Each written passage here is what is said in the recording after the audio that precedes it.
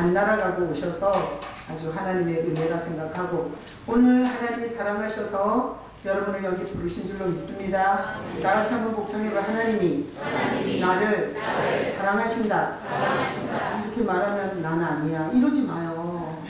하나님이 나를 사랑한다 그러면 그걸 받으셔야 돼요. 자, 다시 한번 해요. 하나님이 나를 사랑하신다. 아, 저는 별로 날 사랑해 주는 사람이 없는데 그냥 약간 이렇게 살아요. 하나님이 나를 사랑하신다. 아, 예수님이 나를 얼마나 사랑하는지 날 위해서 죽으셨잖아. 그러니까 하나님께서 좋은 것 주지 않겠어? 막 힘든 일이 있어도 하나님이 나를 사랑하셔. 예수님이 목숨을 버리셨어. 막 이러면서 제가 그렇게 살아요. 여러분들도 그렇게 사시기를 바랍니다. 별일도 없는데 그냥 사망 권세가 드리워져갖고 하나님이 나한테 어떻게 이럴 수 있어? 나는 재수 없는 인생이야. 이러잖아. 그럼 재수 없는 일이 계속 생기는 거야. 자, 여러분 하나님의 사랑을 믿고, 제가 태풍에 여러분 오실 때 맞죠? 여기 길거리에 난리가 났어요. 그래서 보니까 내가 그 태풍이 오고 나서 길거리를 보면서 정말 은혜 받았어요. 그게 보이더라고요. 죽은 가지만 다 부러져 떨어졌더라고요. 죽은 가지만. 어떻게 그렇게 죽은 가지는 철저하게 그렇게 다 부러졌어요. 그리고 이파리들, 약한 가지들.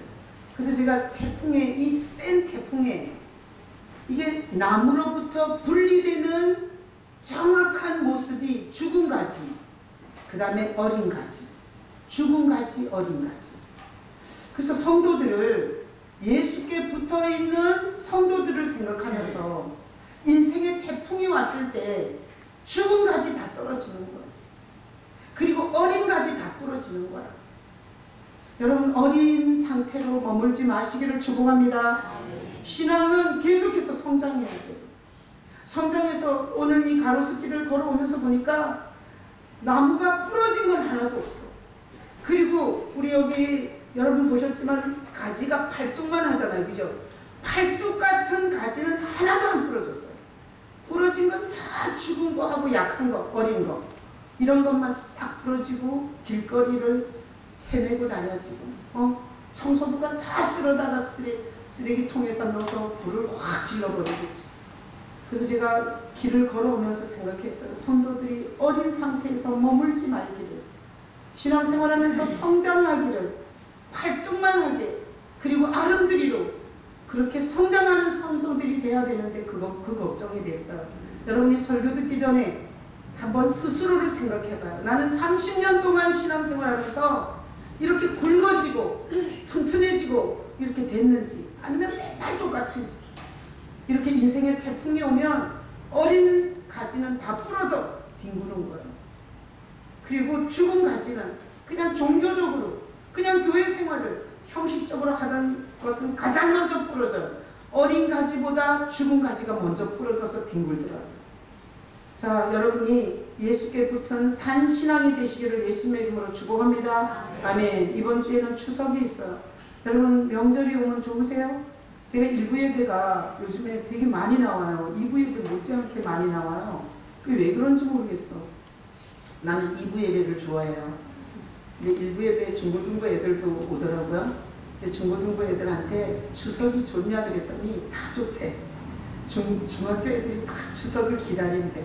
그래서 제가 초등학교 5학년인가 마리아한테도 물어봤더니 추석이 좋아. 그랬더니 아주 입이 여기까지 찢어져. 저는 어렸을 때 추석이 너무 좋았어요. 왜? 농촌에서 불고기, 잡채 이런 거 특별한 음식 못 먹다가 이게 추석이 오면 전도 먹고 불고기도 먹고 이렇게 명절에 좋은 맛있는 음식을 먹으니까, 그리고 옛날에는 우리 때는 그랬어요. 이렇게 명절이 오면 옷도 사줬어요.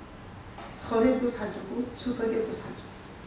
그래서 어릴 때 추석을 참 기다리고 좋아했었는데 지금은 제가 추석에 트라우마가 있어요. 인생이 고달퍼. 추석 이러잖아. 그럼 심장이 벌렁벌렁벌렁해요. 지금도. 왜 그런가 하면 제가 예수 믿고, 그리고 우리 집 장남을 전도했어요. 그래서 우리 장남이 어느 해 추석에 아버지한테 더 이상 나는 제사를 지낼 수 없습니다. 이렇게 아버지한테 가서 선언을 했어요. 그리고 나서 집안이 엄청나게 소용돌이를 치기 시작했어요. 아버지는 아버지의 가치관으로는 절대 조상을 잘 섬겨야 되는데 36대 종손인 장남이 저 남이가 전도해가지고 제사를 안 지내겠다고 하는, 그러니까 장남은 가서 제사를 안 지낸다고 버티고 우리 아버지는 그걸 보고 엄청난 스트레스를 받으시고 막 욕을 하시고, 그러면 우리 엄마는 거기서 막 우시고, 그러면 믿지 않는 동생들은 너무너무 원망스러운 거야. 왜 종교가 뭔데? 예수 믿는 게 뭔데? 우리 집안을 이렇게 힘들게 하냐? 그래서 추석이 오면, 명절이 오면 우리는 얼마나 심장이 벌렁거리고 그 명절을 지내기가 얼마나 힘들었는지 몰라요. 그래서 우리 예수 믿는 사람은 그렇다 치고 우리 저기 막내, 우리 형순이는 막내 동생인데 그때 어린 상태에서 종교가 뭔지도 모르고 예수가 뭔지도 모르는데 그냥 집안이 둘로 갈라져가지고 난리를 치고 난장판을 치고 밥을 편하게 먹을 수 있나. 아버지 그 화가 나니까 아버지 눈치 봐야지. 그러니까 어린 것이 저 형들이랑 누나가 왜 저 짓을 하는지 어린 것이 얼마나 힘들었을까 싶어요. 지금 생각해보면. 그래서 추석은 별로 기억이 안 좋아요. 그리고 지금도 추석에 우린 가족회의를 해요. 8명이 모여서. 그러잖아요. 그럼 추석에 가족회의 하는 시간이 발표되면 지금도 그 트라우마가 이게 가슴이 벌렁벌렁해요. 이게 또 모여서 뭐 나쁜 일은 생기면 어떡하나. 거기서 싸움이라도 일어나면 어떡하나. 그리고 이렇게 추석 별로 안 좋아요. 여러분은 어떠세요? 자, 추석을 앞두고 오늘 본문을 봐요. 오늘 본문. 자, 60절 요한복음 6장 60절 읽어봐요. 제자 중 여럿이 듣고 말하되 이 말씀은 어렵도다. 누가 들을 수 있느냐. 자, 거기다 박수 쳐봐요. 제자들. 자, 예수님께서 말씀하실 때 가장 믿음이 좋은 그룹이 제자들이었어요. 근데 제자 박수 치고 그들이 어렵도다. 예수님이 하는 말이 어려워. 못 알아듣겠어. 무슨 말인가 하면 그 앞에 나온 것처럼 예수님이 자꾸 자기를 먹어야 된대. 자기 살을 먹어야 된대. 자기 피를 음료처럼 마셔야 된대. 그러니까 예수님을 따라다니는 가장 측근 제자들도 이 말이 어려운 거야. 그러면 살을 막 뜯어 먹어야 되나? 식인종처럼. 그리고 음료수를 저희 칼로 이렇게 피를 내갖고 그걸 막 이렇게 빨아먹어야 되나? 제자들이 도대체 저 말이 어렵다는 거예요. 자, 그래서 61절 읽어봐요. 예수께서 스스로 제자들이 이 말씀에 대하여 수군거리는 줄 아시고 이르시되 이 말이 너희에게 걸림이 되느냐. 박수 치세요. 걸림. 그러니까 제자들이 도대체 뭔 얘기야? 왜 지 살을 자꾸 먹으라 그러지? 왜 지 피를 마시라 그러지? 뭐 식인종 그룹이야? 너는 베드로, 너는 이 얘기가 뭔 얘기인지 알아들어? 그러니까 나도 모르겠어. 그러니까 나는 도대체 뭔 말인지 모르겠어. 이래가지고 서로 막 수근수근 하니까 예수님께서 이 말이 너희에게 걸림이 되느냐? 이랬어요. 걸림이 되느냐? 자, 그래서 우리는 신앙생활 하면서 수많은 걸림을 겪어요. 걸림을. 자, 신앙생활 하면서 수많은 걸림의 주제들을 겪으면서 가는 거예요. 그래서 이 제자들은 도대체 먹으라는 말이 뭐냐, 여기에 대한 걸림이 있었어요. 오늘 본문에 보니까 신앙생활은 꽃길이 아니에요. 여러분이 혹시 신앙생활을 꽃길로 생각하면 이 여정을 끝까지 못 가세요. 신앙의 길은 수많은 걸림이 있는 길이에요. 자, 이 걸림은 예수님께서 알고 계셨어요. 자, 우리가 신앙생활 하다가 사람에게 걸리고 목회자에게 걸리고 물질에 걸리고 환경에 걸리고 이게 정상이에요? 비정상이에요? 정상이에요. 정상. 왜?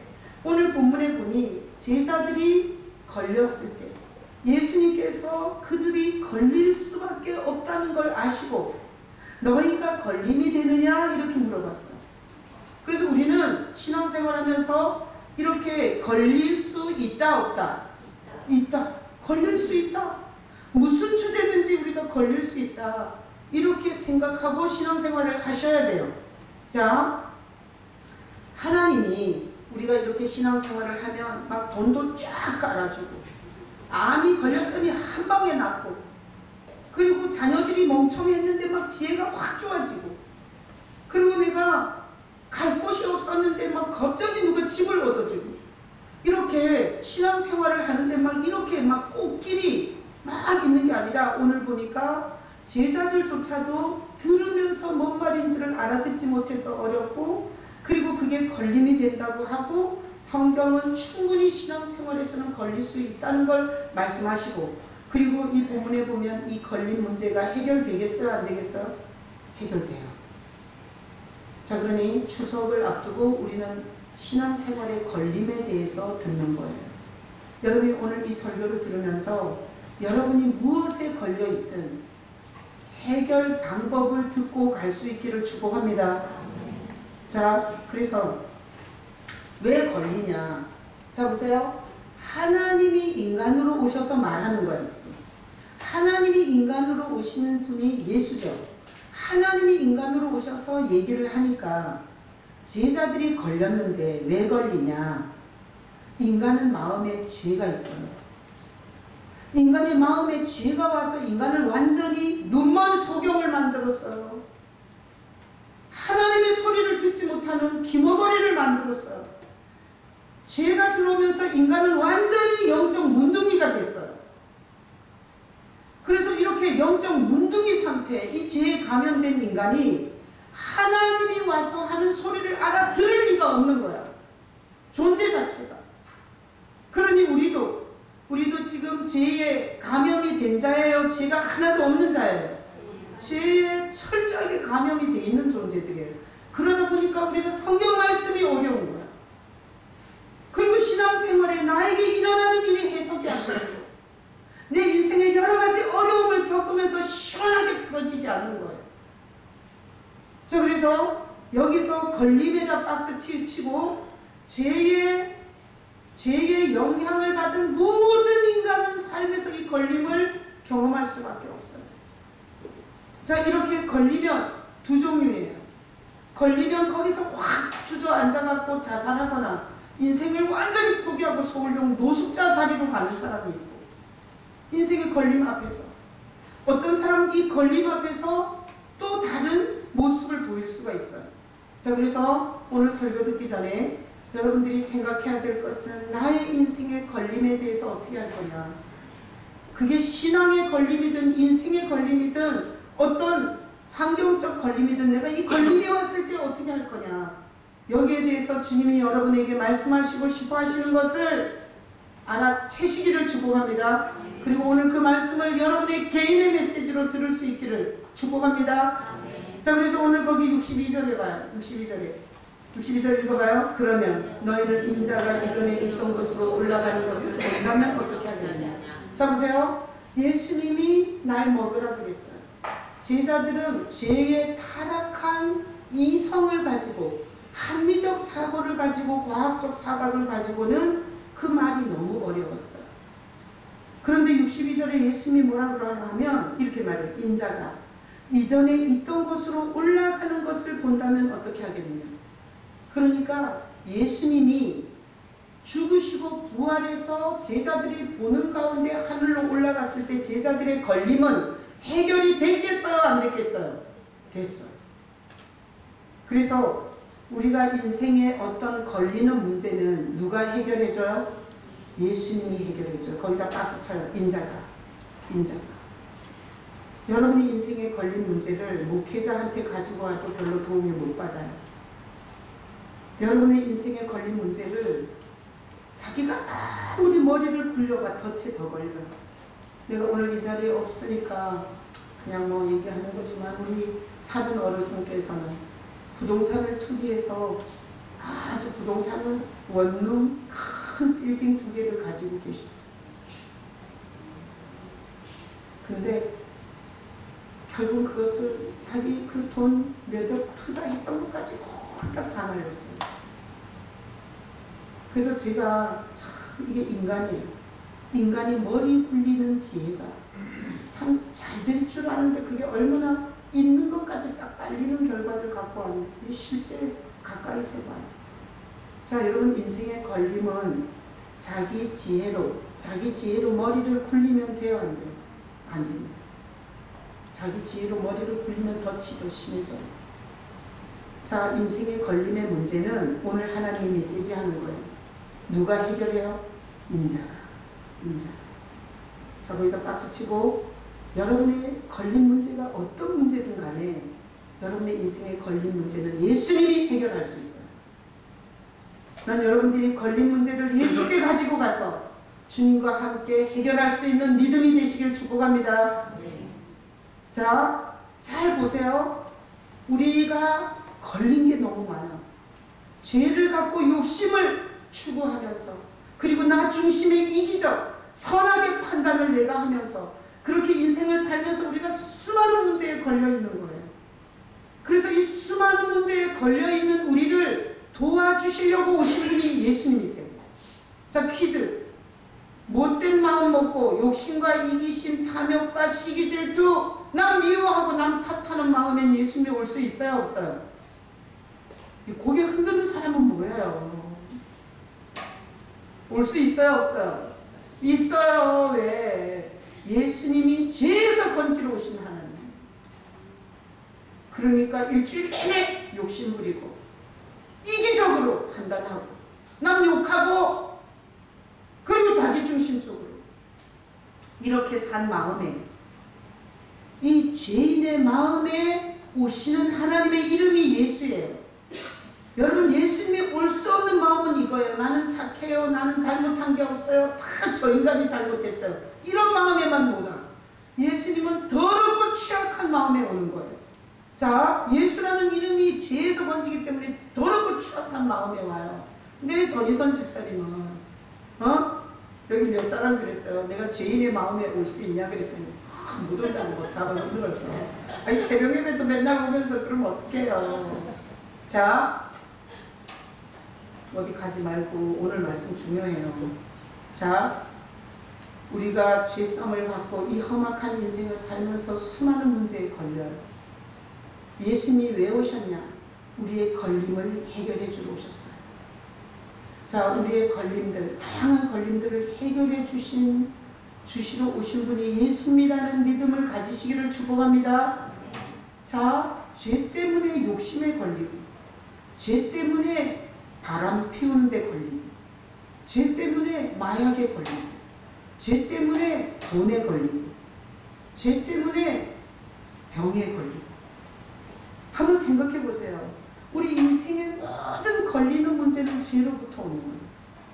자, 그러다 보니 죄를 해결하러 예수님이 오셨기 때문에 그분이 나에게 오시면 모든 걸림도 넉넉히 해결해 줄 수 있다는 걸 공식적으로 생각할 수 있어요.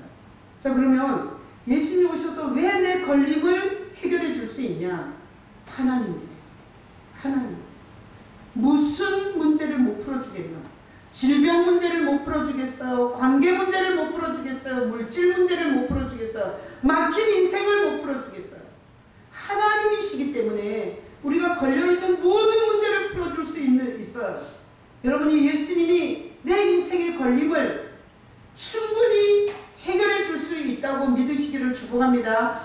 그런데 성경에 보면 걸려서 결국은 넘어져서 못 일어난 사람들이 있어요. 누군가 하면, 자 보세요.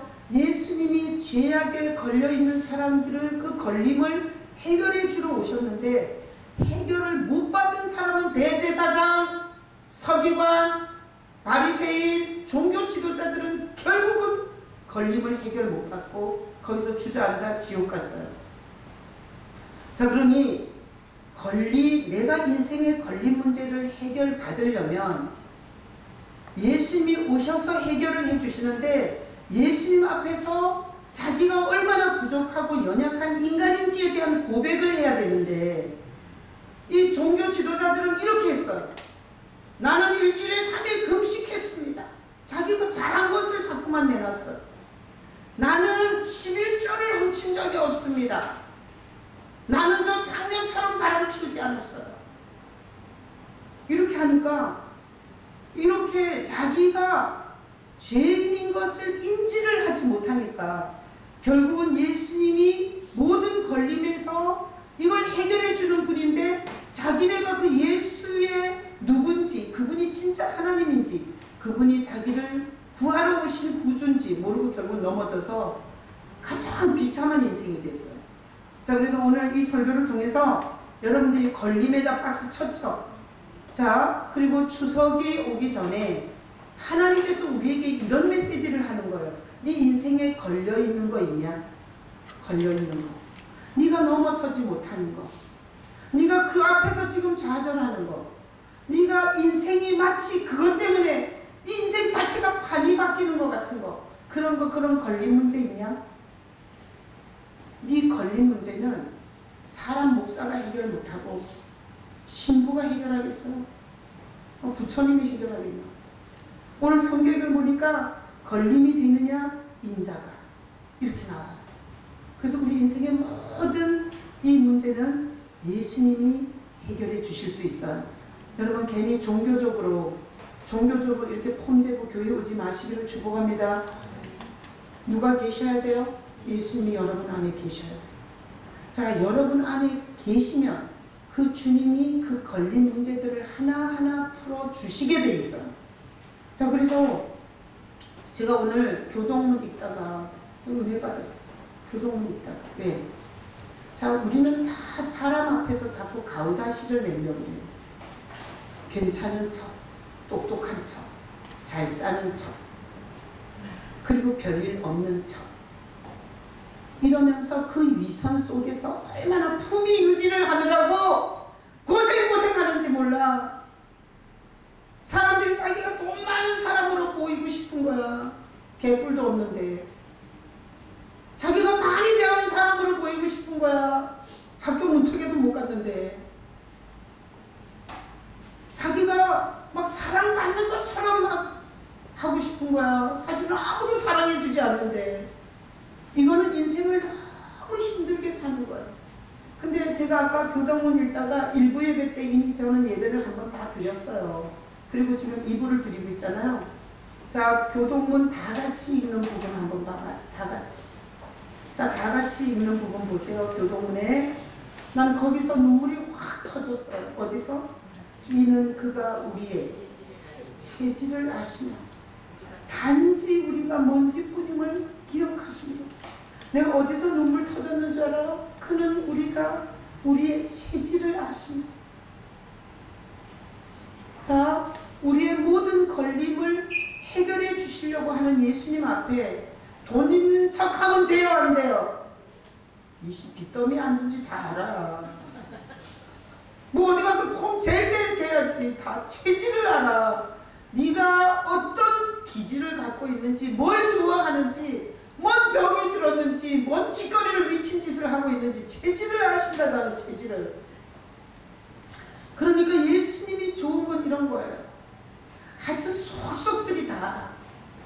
난 그래서 예수님께 나를 확 까는 게 너무 좋은 거야. 하나도 숨기지 않아. 여러분 인생이 피곤한 이유가 뭐예요? 회사에서 내가 똑똑한 척 해야 돼. 학교에서는 공부 잘하는 척 해야 돼. 교회 와서는 착한 척 해야 돼.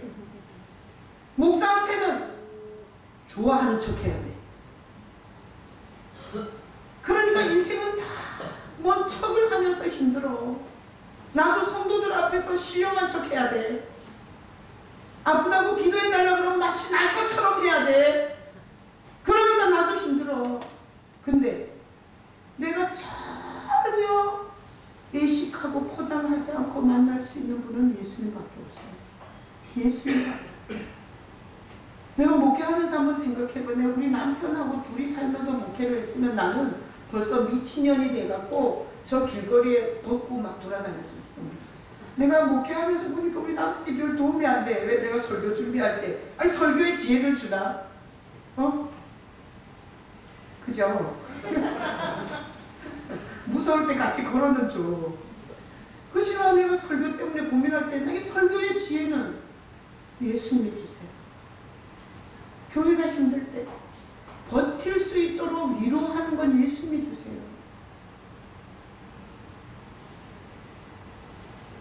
그리고 제가 정말 앞으로 어떻게 살지? 이러면 괜찮다고 마음을 쓸어내려주는 건 예수님이 해주지. 내가 앞으로 어떻게 살지? 그럼 우리 남편은 눈이 더 희둥그레져갖고 더 난리를 치니까 걱정 근심이 더 와. 그래서 잘 생각해 보세요. 전혀 우리 체질을 완전히 아시는 그분한테는 포장할 게 없어요. 그래서 내 마음에서 일어나는 모든 것을 가지고 그분한테 얘기할 수 있어야 돼요. 여러분이 예수님 앞에 그렇게 할 수 있기를 축복합니다.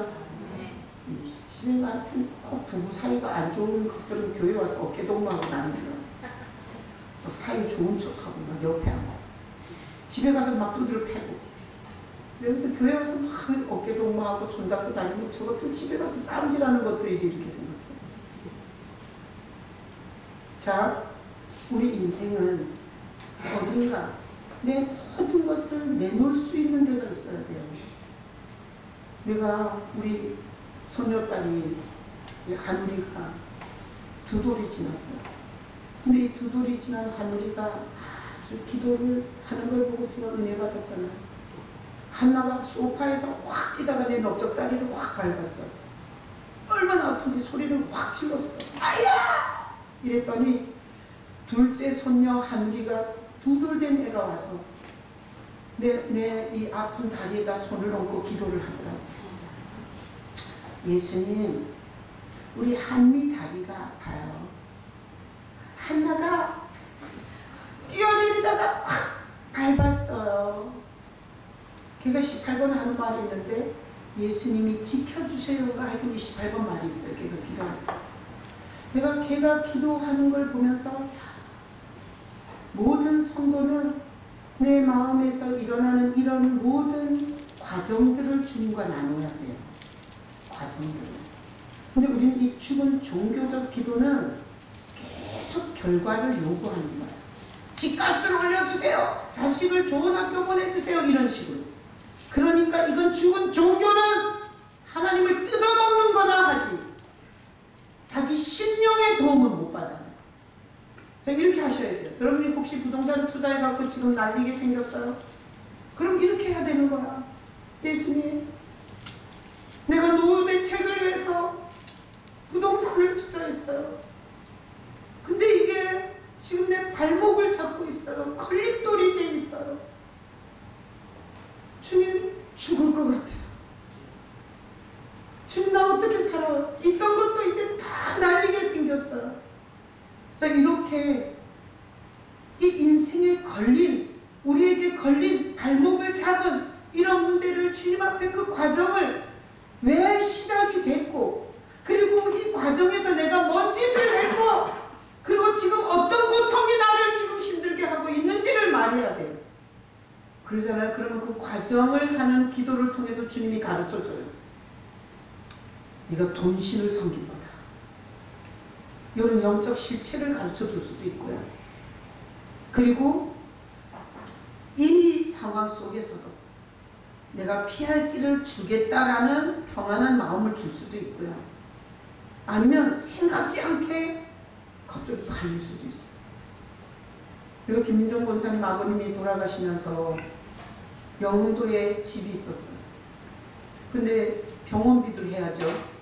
그 다음에 이 어머니 그것을 먹고 살아야지. 아버지 돌아가시고 나서. 근데 제가 볼 때는 그 집이 지을 때부터 봤잖아요. 근데 길이 없는 집이에요. 길이 없는 땅을 사서 지은 거예요. 남의 땅을 통과해야 들어오는 거예요. 근데 제가 깜짝 놀랐어요. 아버지 병원비 해야지. 그리고 엄마가 와서 먹고 살아야지. 근데 갑자기 그 길 없는 땅이 팔렸겠네요. 길 없는 집. 그것도 제가 볼 때는 잘 팔았어요. 그러니까 자, 인생에서 수많은 걸림을 갖고 있는 우리는 항상 이 걸림을 주님하고 자꾸 나누셔야 돼요. 오늘 본문에 있잖아. 예수님이 걸림을 해결한다. 그러니까 이렇게 나누면서 하나님이 우리가 너무 이 걸림으로 고통받는 걸 보고 하나님이 우리에게 이 걸림을 도와주려고 보낸 분이 하나님 예수님이세요. 그러니까 예수님과 가장 친해야 돼요. 모든 이야기를 주님과 할 수 있어야 돼요. 그리고 주님과 함께 하면서 거기서 주님이 감동하는 것을 손해가 되더라도 순종해 봐야 돼요. 이런 식으로 살면 우리가 갖고 있는 그 걸림이 다 뭐가 되나 하면 복이 돼요. 주님은 거기서 죽을 것 같았는데 거기서 엄청난 다른 복을 주게 되어 있어요. 자, 그래서 오늘 이 걸림을 이 제자들은 뭔 얘기인지를 몰랐는데 예수님이 해결해 주셨죠. 그래서 제자들이 예수님이 십자가에서 죽으시고 부활하는 걸 보면서 제자들은 먹는다는 것은 믿는 것과 연결이 되는 걸 알게 돼요. 그래서 육체를 뜯어먹는 게 아니라 피를 짜먹는 게 아니라 예수님을 믿는 게 먹는다는 걸 알고요. 제자들이 나가서 사역할 때 예수님을 영접시키고 그리고 예수님을 믿으라고 하고 그리고 예수님을 먹는다는 게 무슨 뜻인지 설명할 수 있고 그래서 예수로 심고 예수로 교회들을 세우는 역할을 했어요. 자, 그러니 오늘 이 추석 전에 여러분이 말씀을 들으면서 여러분이 다양한 걸림이 있으면 어디로 가야 돼요? 예수님께 가야 돼요. 다 같이 묵상해요. 나의 모든 인생의 걸림은 예수께 가서 해결받는다. 혹시 여러분 중에 저가 너무 꼴보기 싫어서 힘드신 분 계세요?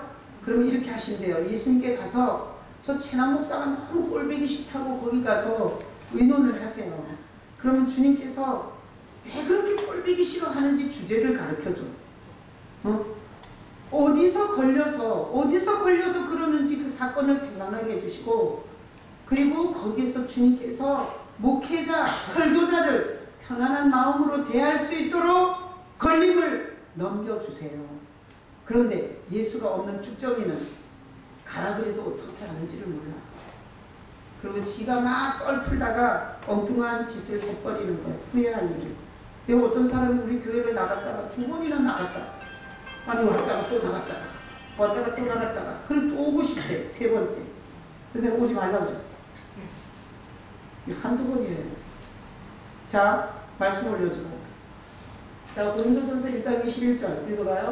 하나님의 지혜에 있어서는 이 세상이 자기 지혜로 하나님을 알지 못하므로 하나님께서 저를 외면한 것으로 믿는 자들을 구원하시기를 기뻐하셨다. 자, 보세요. 우리의 인생의 걸림의 문제를 자기 지혜로는 절대 해결을 못해요. 자기 지혜로 해결하려다가 덫에 빠진 사람을 난 너무 많이 봤어요. 내가 저기 큰 저 순복음교회 어떤 성도는 남편의 퇴직금을 가지고 거액의 현금을 받고 있었던 거야. 근데 어떤 분이 고리 이자를 준다고 말한 거야. 그래서 그 고리 이자가 남편하고 둘이 사는 충분한 생활비가 되는 거야. 그래서 그 받은 퇴직금을 몽땅 빌려줬는데 그분은 한 5년을 그 교회에서 사기치려고 계획적으로 그 교회에 붙어 있었던 사람한테 걸렸다. 어마어마하게 교회 성도들이 많이 걸렸다. 그 돈을 더 빌려갖고 대책하려다가 이제는 먹고 살기도 힘든 형편이었어요. 교회 안에서 그랬어요. 자, 성경은 분명히 말해요. 하나님의 지혜가 있고 자기 지혜가 있는데 자기 지혜로는 하나님을 알 수도 없고 어떤 일도 처리할 수가 없어요. 자, 그래서 오늘 여러분 명절 앞에 제가 뭐 사과는 한 박스씩 못 드리지만 선물 드리듯이 말씀드릴게요. 여러분의 인생의 모든 걸림은 자기 지혜로 하지 말고 예수님께 가서 과정을 말해요. 과정. 난 이렇게 생각해요. 직장에 없는 사람이 주님 앞에 가서 주님 나는 아이가 둘이에요. 그리고 마누라는 맨날 병원비로 엄청나게 갚았어요. 나는 배운 게 없어요. 어떻게 해서 우리 가정을 먹여 살려요? 그리고 주님 앞에 가서 그 얘기를 나눠자면 난 주님께서 그 가족을 먹여 살릴 일자리를 갖다가 만나게 해 주시는 주님을 믿어요. 내 신앙은 그래. 여러분 신앙은 미쳤냐? 직장에 있으면 이력서를 써서 줄 있는 사람한테 부탁해야지. 나는 그런 신앙 아니야. 내 형편과 처지를 그대로 말하면 그것을 무엇을 통해서든지 처리하시는 예수를 지금까지 30년 경험했어요. 여러분들도 그런 신앙이 되시길 축복합니다. 자, 그래서 자기 지혜로 하면 안 돼요. 자, 다음 구절. 다음 구절 요한복음 16장 7절 읽어봐요. 그러나 내가 너희에게 실상을 말하노니 내가 떠나가는 것이 너희에게 유익이라. 내가 떠나가지 아니하면 보혜사가 너희에게로 오시지 않을 것이요 만일 내가 그를 너희에게로 보내리니. 자, 보세요. 성부, 성자, 성령 삼위 중에 예수님이 우리를 이 인생에서 도와주시기 위해서 오셨고, 그 다음에 여기 보면 예수님이 떠나가고 나서 보혜사, 예수님 말고 우리를 도와줄 수 있는 성령 하나님을 또 보냈어요.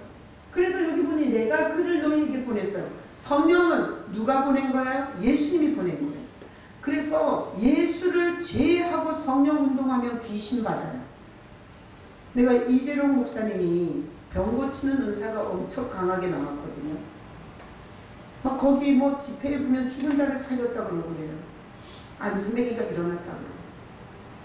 근데 예수 그리스도에게서 벗어난 은사와 성령 운동하다가 저렇게 됩니다. 자, 우리는 성경에서 봐야 돼. 제일 첫 번째 우리를 도우러 오신 분은 누구예요? 예수님이십니다. 자, 복창해요. 나를 도와주시러 오신 첫 번째 분은 예수님이시다. 나를 도와주러 오신 첫 번째 예수님이 오셨어. 그 다음에 예수님이 십자가의 죄의 저주와 형벌을 처리하시고, 내가 그를 너희에게로 보내는 다른 보혜사 성령이 예수님이 보내서 또 온 거예요. 그 우리는 삼위 하나님 중에서 실제로 우리 속에서 우리와 함께하는 분이 두 분이 우리를 돕는 거예요. 그래서 이 두 분이 예수님이 길이 해주시고 성령께서 우리를 생각나게 하시고 가르쳐 주시면서 언젠가는 성부와 함께 삼위가 딱 만나면서 우리가 천국에서 하나 되는 거예요. 자, 그래서 오늘 이 설교를 통해서 걸림이 있을 때, 인생의 걸림은 반드시 예수님의 도움을 받고, 그리고 예수님께서 보내주신 성령이 생각나게 하시고 가르쳐 주시고 깨닫게 하면서 이 걸림을 해결해 줘요. 이것을 경험하셔야 진짜 신앙입니다. 교회 몸뚱아리만 다니고, 그리고 자기가 다 계획하고 자기가 다 설계해서 애를 너무 써갖고 간이 막 상해. 그 막 눈이 막 시력을 잃어. 그리고 막 스트레스로 사람이 그만 죽게 됐어. 이거는 신앙생활 하는 사람의 모습이 아니에요. 자, 하나님이 삼위 중에 두 분이나 우리를 도우러 오셨어요. 그러니까 인간 도움을 자꾸 바라면 안 돼요. 그러면 인간의 종이 되고, 그러면 점점 꼬여요. 자, 그래서 우리는 인생의 걸림은 예수께 가서 성령의 도우심을 받아 풀으셔야 돼요. 여러분, 그렇게 인생을 푸는 법을 배우시기를 축복합니다. 네. 자, 다음 구절. 고린도전서에 보면, 자, 읽어봐요. 나는 심었고 아볼로는 물을 주었으되 오직 하나님께서 자라나게 하시나니 그런즉 심는 이나 거두는 이는 아무것도 아닌데 오직 자라게 하시는 하나님이시니라. 자, 퀴즈. 하나님께서 여러분을 죽이려고 걸리는 문제를 주시나요? 어떻게 생각하세요? 하나님이 능력이 없어서 여러분에게 그 걸리는 문제를 주시는 거예요? 죽이려고 주시는 거예요? 아닙니다. 하나님이 여러분의 인생에 어떤 모습이로든 걸리는 건 그걸 통해서 반드시 자라게 합니다. 자라게. 성장이에요. 성장. 제가 그랬죠. 태풍이 오니까 죽은 가지라 어린 가지는 다 부러졌어요. 하나님은 우리가 신앙이 10년 전이나 20년 전이나 어린아이 상태로 그대로 있는 것을 가슴 아파하세요. 그럼 인생에 풍랑이 오고 바람이 태풍이 불 때 다 죽는 거야. 다 죽는 거야. 그래서 하나님은 우리가 끊임없이 성장하기를 원해요. 우리 여기 지금 가로수에 보세요. 이 원통 하나도 안 부러졌어요. 어제 바람에. 어디 부러진 거 있어? 원통 하나도 안 부러졌어. 가지 팔뚝 같아. 하나도 안 부러졌어. 이따가 가면서 보세요. 길바닥에 뒹구는 건 다 어린 가지와 죽은 가지. 그러니까 여러분의 인생에 걸림을 허락하는 이유는 하나님이 자라게 해줘요. 자라게, 성장하게 해줘요. 그래서 여기 보면 하나님이 자라나게 하시고 오직 자라게 하시는 이는 하나님 뿐이니라. 그래서 이렇게 성장하는 거야. 생각지 않은 문제가 생기는 거야. 생각지 않은 문제가. 그럴 때 어디로 가라고요? 예수께 가라고. 상담자를 찾아다니지 말고, 부동산 업자를 구하지 말고. 가장 먼저 해야 할 일은 문제, 걸림돌이 생겼을 때 예수께 가서 그분에게 계속 그 과정을 의논하고 묻고 거기서 버티잖아요. 그럼 거기서 엄청난 성장이야. 엄청난 성장. 나는 신앙생활에 많은 성장을 했는데 성장 그 마디마디마다 대나무처럼 마디마디마다 걸리는 문제들이 있었어요. 그 문제들을 가지고 주님 앞에서 끊임없이 씨름하면서 제가 성장했어요. 그러니까 절대 여러분이 갖고 있는 지금 문제들이 죽이려고 허락했다는 것을 생각하면 안 돼요. 하나님이 복을 안 주고 하나님이 힘들게 하려고 그 문제를 줬다고 생각하면 안 돼요. 하나님이 여러분이 너무 어려서 뭔가 가르쳐주고 싶어서 지금 걸린 문제를 주셨을 거예요. 여러분은 반드시 그걸 가지고 예수님께 나가서 의논하고 우리 하누리처럼 과정을 낱낱이 내가 왜 그걸 시작을 했는지, 내가 그걸 통해서 뭘 기대했는지, 근데 언제부터 비끄러졌는지, 내 계획대로 뭐가 안 됐는지, 이런 거를 낱낱이 주님과 나누다 보면 주님은 거기에서 여러분을 엄청난 성장의 메시지를 주게 되어 있어요. 그래서 어려운 문제가 생길 때마다 아싸, 하나님이 날 키우려고 하네. 하나님이 나를 크게 성장시키려고 하네. 이렇게 받으셔야 돼요. 그리고 우리 하누리가 두 돌이잖아요. 여기 요 관계상 요 계단을 내려갈 때 얘가 어리잖아. 그러니까 달달달달 떨어요. 그 발 내딛는 게 그게 힘든 거야. 어려가지고. 난 막 뛰어다니고. 신앙이 어리면 별것도 아닌데 떨어. 아침에도 떨고 밤에도 떨고 저녁에도 떨고. 다른 사람은 턱턱 넘어서는데 자기는 그 구덩이 앞에서 떠는 거야. 발이 움직이지 않아서. 여러분, 성장하는 신앙이 되고 싶어요? 그 상태로 영원히 살다 죽고 싶어요? 성장하셔야 돼요. 그래야지 앞으로 오는 이 태풍에 저렇게 죽은 가지와 어린 가지로 길바닥에 뒹구는 신세가 되지 않아요. 그래서 모든 걸림은 지금 현재 내가 이렇게 설교하면 여러분이 걸려있는 문제들이 막 생각나야 돼. 부동산, 아이 학교 문제, 교회 문제, 재정 문제, 돈 문제, 그 다음에 병 문제, 이런 게 지금 걸려있는 게 짜자자자자 생각이 나야 돼. 그리고 그 부분을 해결할 수 있도록 지금 설교를 듣고 있으니까 그 처음 시작부터 주님 앞에 가지고 가서 정말 주님하고 깊이 이 문제를 의논해 보면서 내 주제가 뭔지, 내 문제가 뭔지 이런 걸 들으려고 하는 마음의 요동이 있어야 지금 설교를 제대로 듣는 거예요. 제대로 듣고 있는 거예요.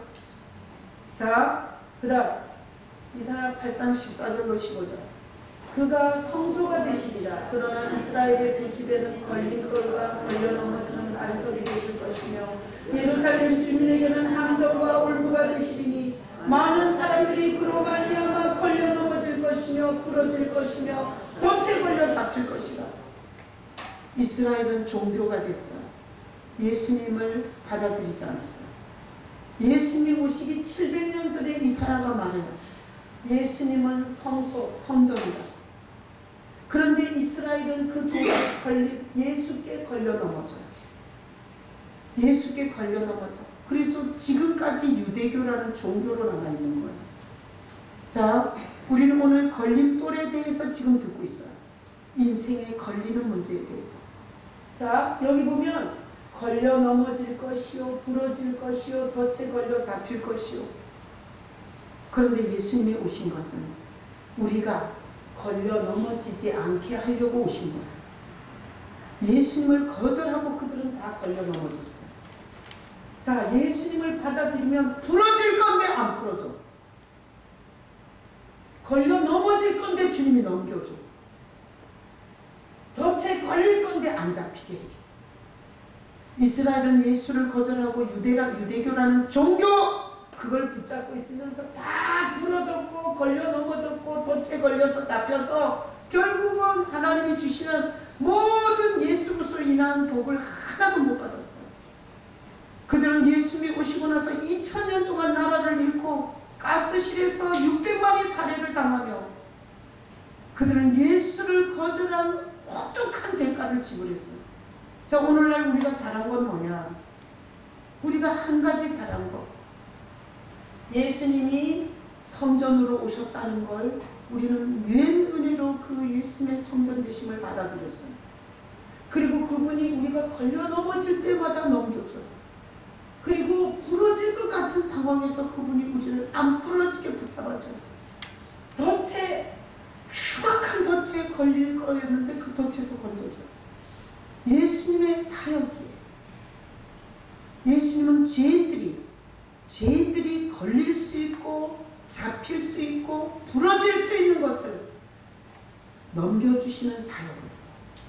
그러니 여러분 빈탕 쭉정이로 교회를 다니지 마요. 여러분 마음에 누구 계셔야 돼요? 예수님 계셔야 돼요. 내가 어제 그저께인가 새벽 설교를 하고 그리고 제가 이렇게 글을 써요. 그리고 새벽 설교도 안 듣지. 주일날은 1시간 졸다 가지. 새벽은 절대로 안 나오지. 이런 불쌍한 인생들을 위해서 제가 청년반, 남자반, 여자반 이래서 내가 그 말씀을 요약해서 보내줘요. 내가 어제 그저께인가 이렇게 썼어요. 나는 빈 화분에 물 주고 살고 싶지 않다. 내가 그렇게 썼어요. 나는 빈 화분에 물 주고 살고 싶지 않다. 여러분 안에 예수가 없으면 나는 빈 화분에 물 주는 거야. 빈 화분. 여러분 한번 생각해봐요. 빈 화분에 물 주면 언제 싹이 나겠냐고. 언제. 10년을 물을 줘봐. 아침 저녁으로 물을 줘봐. 많이 줘봐. 거기서 싹 나겠냐고. 그래서 난 목회하면서 빈 화분에 물 주는 목사로 살고 싶지 않아요. 난 여러분의 예수의 시간이 있었으면 좋겠어요. 제 설교를 듣고 교회를 건물에 갯벌 째고 다니는 게 아니야. 여기는 교회 와서 접선하는 데가 아니에요. 나는 신천지 이만희가 20만을 모았다면 20만이 다 빈화분인 거야. 빈화분. 거기서 추수할 건 하나도 없는 거야. 근데 여기 교회에서 여러분 안에 예수님의 씨가 여러분 안에 있다면 저는 계속 설교로 예수로 물주는 거예요. 제 설교가 계속 예수님을 전해요. 지난주에는 혼자 사는 게 제일 나쁘다. 기억나세요? 독처하는 게 가장 안 좋다. 하나님이 제일 안 좋다 그랬다. 그러니까 혼자 사는 거는 끔찍한 거다. 예수님과 함께 동행하고 살아야 된다고 지난주에 설교했어요. 이번 주에는 네 인생의 걸림을 해결해 주러 오셨다. 예수님이 이렇게 전해요. 설교가 똑같아요. 종교인들은 맨날 내가 예수 똑같은 얘기를 한대. 뭐가 똑같아? 지난주하고 이번 주하고 완전 다른데. 자, 빈 화분에 물 준다고 생각해봐요. 제가 이게 얼마나 슬프고 끔찍한 일이냐. 그러니까 여러분 안에 예수님의 씨가 있어야 돼요. 그러니까 여러분이 이 교회 저희 교회 다니다가 오면 내가 예수님을 영접시키는 시간을 갖잖아. 빈 화분으로 다니지 말라. 그럼 예수님을 영접하고 만약에 그때 영접이 안 됐어. 그냥 기도만 따라 한 거야. 근데 배웠어. 그러면 이렇게 끊임없이 종교짓을 하지 말라. 예수님을 네 안에 모시고 동행해야 된다고. 예수님이 네 안에서 네 인생을 같이 살아야 된다고 이렇게 들으면 언젠가는 들어가지 않겠어요. 그러니까 여러분이 빈화분이면 내가 너무 슬퍼. 여러분이 빈화분인데 내가 이렇게 말씀에 물을 주고 이렇게 목회를 하면서 힘든 십자가를 지는 건 너무 아픈 거예요. 그러니까 오늘 말씀 듣는 여러분 안에 예수님이 계시기를 축복합니다. 주님 내 마음에서 계셔달라고. 혼자 사는데 지쳤다고 종교 짓으로는 하나님의 아무것도 아니라 하나님의 자녀도 아니고 하나님이 돌볼 필요가 없는 자예요. 하나님은 자기 새끼를 돌봐요. 우리가 미쳤다고 옆집 애를 학비를 줘요. 하나님은 자기 새끼는 예수 있는 자가 자기 새끼라고 했어요. 예수님의 생명을 가진 자가 자기 새끼예요. 여러분 안에 예수의 씨가 있으면 제가 이렇게 매주 준비하여서 하는 설교가 물이 되는 거예요. 그래서 이 물이 여러분의 심령에 또 젖고 또 젖고 그래서 여러분을 자라는 거예요. 그렇게 자라면 예전에 죽을 것 같은 문제들이 별거가 아니야. 이제는 내가 옛날에 그거 갖고 뭘 그렇게 힘들어 했는지 이제는 우스워. 내가 그렇게 살았던 게. 그래서 저를 슬프게 하는 성도는 씨가 없는 비나군요. 종교지 말고 지 맘대로 지 편히 여기고 있어. 그렇게 힘들다면서 주님과 의논하지 않고 주님이 그 힘든 상황 속에서 나한테 뭐라고 하는지 들을 줄 모르고 어디 가서는 종교적 프로필을 있는 대로 말하고 그래서 실제로는 쭉정이에요. 예수는 전능하시고 전지하시고 하늘에서부터 나를 구하러 오신 하나님인데 내 삶에는 실제로 아무도 놓치지 않는 죽은 하나님. 이게 얼마나 비극이에요.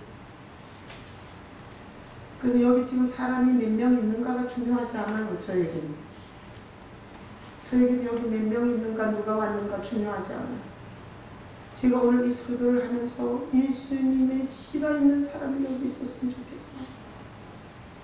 그리고 오늘 이 설교를 통해서 또 하나의 물이 여러분의 심령에 촉촉히 젖어 콩나물처럼 다 빠져나간 것 같은데 어느 순간에 보면 성장해 있어요. 나는 이렇게 되기를 바래요. 제가 추석이 오면 저는 트라우마가 있다고 그랬어요. 시작할 때. 추석에 장남이 제가 예수님을 전해놨더니 더 이상 제사 못하겠다. 그리고 집안이 난장판이 됐어요. 나는 그 자리에 없었어요. 시집에 가서 추석을 샜기 때문에. 근데 나중에 그 장남이 얘기를 하더라고요. 자기가 예수를 믿겠다고. 이제부터는 예수로 살겠다고. 그 믿지 않는 아버지 앞에서 그렇게 선언을 했을 때 아버지가 패 죽이려고 했대요. 몸뚱이를 들고 죽여버린다. 몸뚱이를 들고 아버지가 두드려 패려고 하는 그거는 힘들지 않다. 맞지 못하니까. 근데 그 불쌍한 엄마가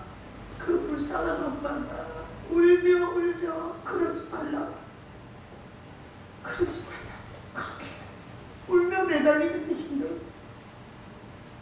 정말 거기서 그만두고 싶대. 엄마가 너무 불쌍했어. 그래서 걔가 이런 얘기를 했어. 우리가 그 힘든 과정을 통해서 성장한 얘기를 하는 거예요. 몸뚱이보다 더 힘든 게 인간의 눈물인 거야.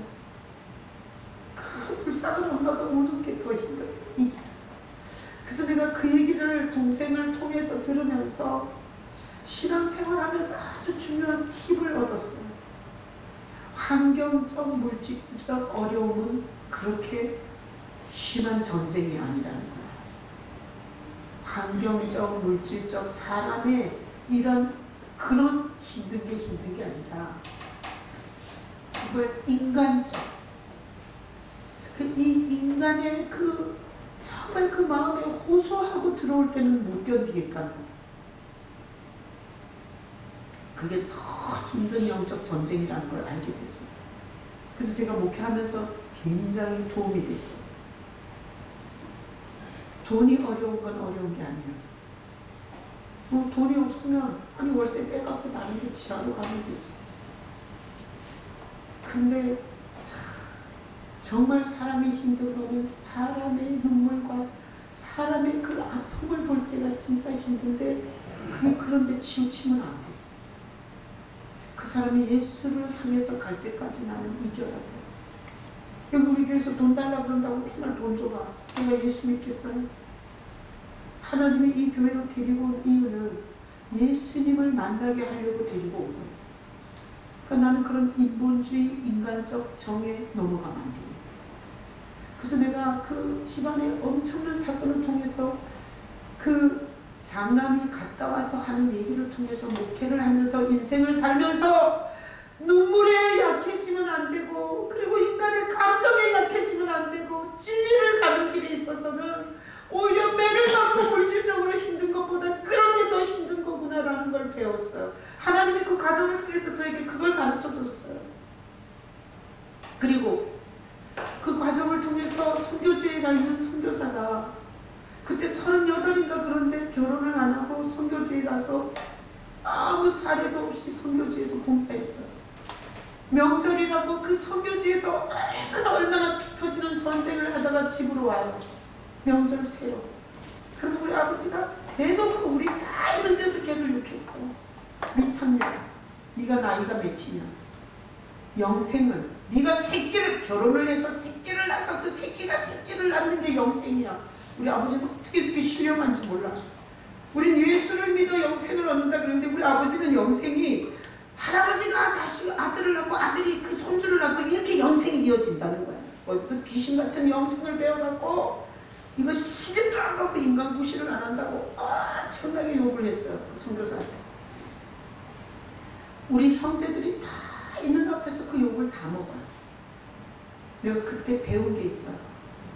그리고 나서 갈 때는 아버지가 돈을 줘요. 여러분 같으면 받아가요? 팽개치고 가요? 나 같으면 그 돈 안 받아. 가서 혀를 탁 깨물고 죽지. 그런데 그 선교사는 그 돈을 받아가요. 그 돈을 받더라고요. 여러분 한번 생각해봐요. 자존심이 펄펄 살아있는 사람은 절대 그 짓 못해. 가서 혀 깨물고 죽지 그래. 근데 나는 거기서 진짜 중요한 걸 배웠어요. 사람 앞에서 진짜 숙인다는 게 뭔지가 보이다. 돈이 필요해서가 아니에요. 그 부모가 그렇게 욕을 하고 그리고 돈 줬을 때 받고 싶겠어요 솔직히. 근데 그걸 받으면서 부모를 받아주고 그리고 그렇게 욕을 하고도 돈을 받아가는 게 부모 입장에서 줬는데 안 받아요 이 더러운 돈 이래봐. 부모가 얼마나 속이 상해요. 근데 그 선교사는 굉장히 기뻤던 것 같아요. 그 아버지가 주는 그 돈을 받아가지고. 그래서 제가 목회하면서 아주 귀중한 걸 배웠어요. 정말 무릎 꿇어야 할 때는 나를 낮췄을게. 그리고 자존심이 내게 상처를.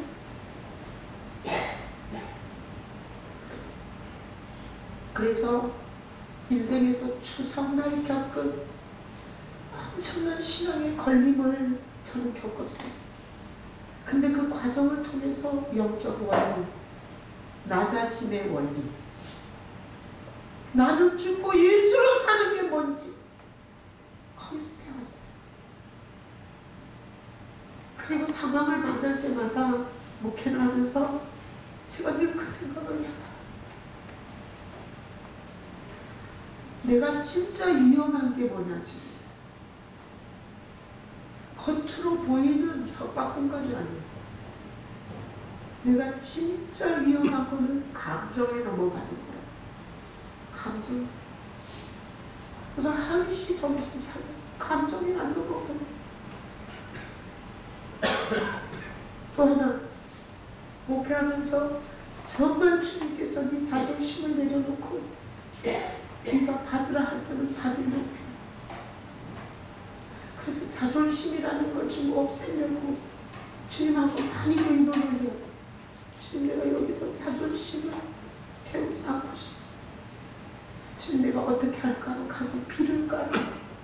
가서 사과를 할까요? 주님 내가 가서 용서를 빌까요? 하나도 강단에서 기도를 많이 해. 주님이 하나님을 하겠습니다. 내가 그 선교사가 그렇게 가족들 앞에서 욕을 먹고 그 봉투를 가져간 거는 돈이 필요해서 갑니다. 그냥 그렇게 아버지의 명을 세워줬고 그리고 자기를 그렇게 내려놨던 거예요. 그러면서 나중에 그런 것들이 촉촉하게 마음에 젖어서 우리 아버지는 예수를 믿게 됩니다. 그런 것들, 예수 믿는 것이. 욕을 있는 대로 화가 나니까 자식이 뭐가 안 풀리는 것 같으니까 화가 나서 정말 욕을 했는데 그 자식이 자기가 내민 돈을 받아줄 때 아버지가 얼마나 고마웠겠어요. 참 예수 믿는 것들은 뭐가 다르구나. 그렇게 생각 안 했겠어요. 아버지가 돌아가시기 일주일 전에 예수님을 받아들이고 천국 갈 수 있었던 건 예수 믿는 사람이 꼿꼿하게 자존심을 세우고 아버지 멱살을 잡고 그랬으면 믿으셨겠어요. 그렇게 알게 모르게 자기를 버리고 자기를 낮추고 자기의 자존심을 내려놨던 그런 과정을 통해서 일어나는 열매인 거예요. 자, 그래서 추석을 앞두고 있어요. 월요일부터 토요일까지 새벽 예배, 수요 예배 없어요. 나는 오늘 이 설교를 통해서 여러분을 가정으로 파송하는 거예요. 예수님이 70 제자를 파송했던 것처럼 제가 이렇게 하는 게 이런 감동을 주셨어요. 월요일부터 토요일까지 우리는 실버 처치를 하기 때문에 여기 금토 다 나와서 사역을 해야 돼요. 사역자들 다. 저도 마찬가지. 근데 주님께서 그냥 일주일 동안 그냥 내려놓을 수 있는 마음을 주셨어요. 그래서 내가 이게 내 마음인지 주님이 주신 마음인지 점검을 하려고 어떤 걸 부탁을 했어요. 그랬더니 절대 안 되는 건데 됐다고 그래요. 그래서 주님께서 하라시는구나. 그리고 여러분한테 선포하는데 여러분 가정으로 파송합니다. 여러분 명절을 가족과 함께 하면서 여러분들이 걸리고 뭐 만나다 보면 걸리고 여러 가지 주제가 생기겠어요. 거기서 부딪히고 그리고 또 혹시 여러분이 가족도 없이 혼자 있다면 왜 내가 혼자 됐는지 왜 나는 이렇게 아무도 없는 외로운 인생을 살고 있는지 이걸 나누셔야 돼요. 그리고 여러분들이 다음 주 주일날 올 때는 주님이 뭐라고 했는지 얘기를 갖고 오셔야 돼요. 내가 하나하나 다 점검은 안 하겠지만 70인 제자가 파송을 받아요. 가가지고 예수님을 증거하는데 사탄이 하늘에서 떨어지는 걸 봤다고 와서 보고를 해요. 맨날 이게 종교 지시나 해서 되겠어요? 실제적으로 내가 갖고 있는 문제는 주님께서 어떻게 감동을 하시고 어떻게 해결을 하시는지 경험할 수 있는 삶, 신앙이 되는 일주일이 되라고 지금 제시하는 거예요. 하여튼 시어머니와 걸린 거, 며느리와 걸린 거, 자식하고 걸린 거, 물질에 걸린 거, 부모하고 걸린 거, 가족들하고 불목하고 사는 거 이런 모든 걸림을 갖고 예수께 나가서 대화하세요. 하여튼 걸렸을 때가 제일 성장할 수 있는 기회예요.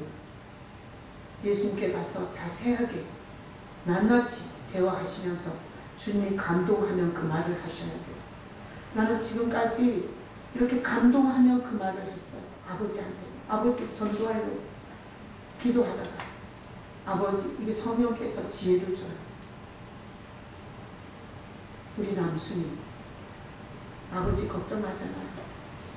너무 잘 살고 있어요. 다이렉트로 예수를 전하면 아버지가 안 들어. 근데 아버지가 걱정하는 딸의 이름을 가지고 이렇게 얘기를 하잖아요. 그럼 아버지가 다 들어. 그리고 자기가 걱정하고 있는데 그렇게 잘 산다니까 마음이 편안해 하셔. 이런 식으로 성령의 감동에 그대로 순종하면서 구원의 열매를 맺었어요. 우리 형제들이 8인데 우리 7명이 다 예수입니다. 한 명은 왜? 너무 잘 나가서 너무 잘 나가. 박사입니다. 좀 있으면 청장입니다. 청장. 자, 그러니 추석은 여러분을 선교지로 파송하는 거예요. 예수님과 함께 현장으로 가셔서 여러분의 걸려있는 문제들을 실제로 다뤄서 주님이 준 이야기들을 가지고 다음 주에 함께 예배할 수 있기를 예수님의 이름으로 축복합니다. 아멘. 저희 시간 성찬. 성찬은